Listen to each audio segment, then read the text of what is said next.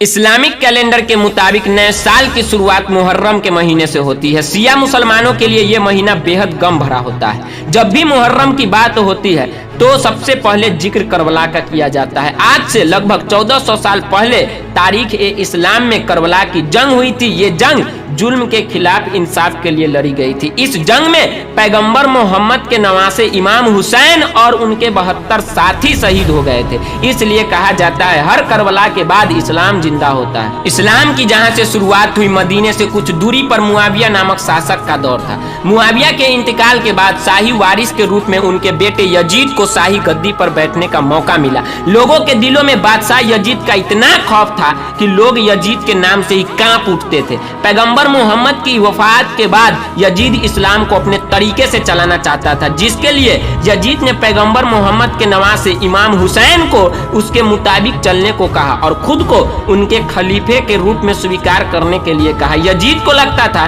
कि अगर इमाम हुसैन उसे अपना खलीफा मान लेंगे तो इस्लाम और इस्लाम के मानने वालों पर वह राज कर सकेगा।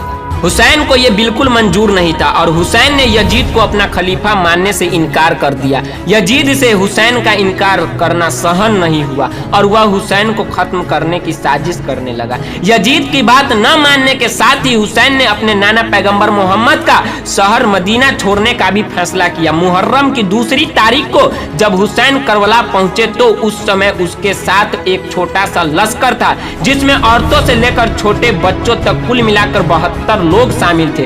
इसी दौरान करबला के पास यजीद ने इमाम हुसैन के काफिलों को घेर लिया और खुद को खलीफा मानने के लिए उन्हें मजबूर किया, लेकिन हुसैन ने यजीद को खलीफा मानने से इनकार कर दिया। हुसैन के करबला पहुंचने के बाद मुहर्रम की 7 तारीख को इमाम हुसैन के पास खाने पीने की जितनी भी चीजें थी वे सभी खत्म हो चुकी थी। ये देखकर यजीद ने हुसैन के लश्कर का पानी भी बंद कर दिया। मुहर्रम की 7 तारीख से 10 तारीख तक इमाम हुसैन और उनके काफिले के लोग भूखे प्यासे रहे, लेकिन इमाम हुसैन सब्र से काम लेते रहे और जंग को टालते रहे। ढलते दिन के साथ यजीद के जुल्म बढ़ते ही जा रहे थे। ये देखने के बाद इमाम हुसैन ने अपने काफिले में मौजूद लोगों को वहां से चले जाने के लिए कहा, लेकिन कोई भी हुसैन को छोड़कर वहां से नहीं गया। मुहर्रम की 10 तारीख को यजीद की फौज ने हुसैन और उनके साथियों पर हमला कर दिया। यजीद बहुत ताकतवर था। यजीद के पास हथियार, खंजर, तलवारें थी, जबकि हुसैन के काफिले में सिर्फ 72 लोग ही थे।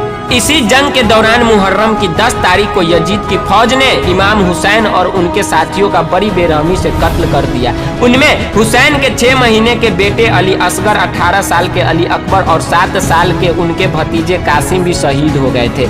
यही वजह है कि मुहर्रम की 10 तारीख सबसे अहम होती है, जिसे रोज ए अशूरा कहते हैं। हुसैन का कत्ल करने के बाद यजीद ने पहले बैत समर्थकों के घरों में आग लगा दी। उसके बाद काफिले में मौजूद लोगों के घर वालों को अपना कैदी बना लिया। करबला में इस्लाम के हित में जंग करते हुए इमाम हुसैन और उनके परिवार के लोग मुहर्रम की 10 तारीख को शहीद हुए थे। हुसैन की उसी कुर्बानी को याद करते हुए मुहर्रम की 10 तारीख को मुसलमान अलग अलग तरीकों से गम जाहिर करते हैं। शिया लोग अपना गम जाहिर करने के लिए मातम करते हैं, मजलिस पढ़ते हैं। मुहर्रम का चांद दिखाई देते ही सभी शिया समुदाय के लोग पूरे 2 महीने 8 दिनों तक शोक मनाते हैं। इस दौरान वे लाल, सुर्ख और चमक वाले कपड़े नहीं पहनते हैं। इन दिनों ज्यादातर काले रंग के ही कपड़े पहने जाते हैं। मुहर्रम के पूरे महीने शिया मुस्लिम किसी तरह की कोई खुशी नहीं मनाते हैं और ना उनके घरों में 2 महीने 8 दिन तक कोई शादियां होती है। वे किसी अन्य की शादी या खुशी के किसी मौके पर भी शरीक नहीं होते हैं। शिया महिलाएं और लड़कियां पूरे 2 महीने 8 दिन के लिए सभी श्रृंगार की चीजें से दूरी बना लेती है। वहीं सुन्नी मुस्लिम नमाज और रोजे के साथ इस महीने को मनाते हैं, जबकि कुछ सुन्नी समुदाय के लोग मजलिस और तजियादारी भी करते हैं। हालांकि सुन्नी समुदाय में देवबंदी फिरके के लोग तजियादारी के खिलाफ हैं।